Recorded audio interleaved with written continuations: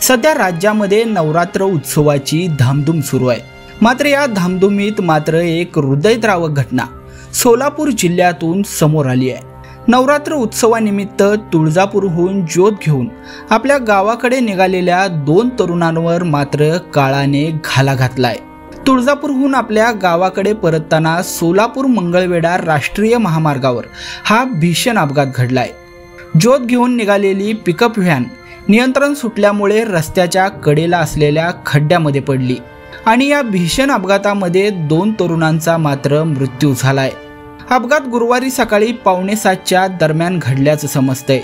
मोहोळ तालुक्यातील कामती येथे हा भीषण अपघात झाला असून यामध्ये प्रदीप सुरेश क्षीरसागर वय 20 आणि नेताजी अंकुश कराळे वय 23 दोघेही राहणार गोनेवाडी तालुका मंगळवेढा अशी अपघातातील मृत तरुणांची नावे आहेत।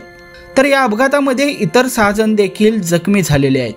अपघाताची माहिती मिळताच कामती पोलीस हे घटनास्थळी हजर झाले होते। त्यांनी नागरिकांच्या मदतीने जवळच्या शासकीय रुग्णालयामध्ये जखमींना उपचारासाठी दाखल केलं। या भीषण अपघातामुळे मंगळवेढा तालुक्यातील गोनेवाडी ऐन नवरात्र उत्सवामध्ये शोककळा पसरली आहे।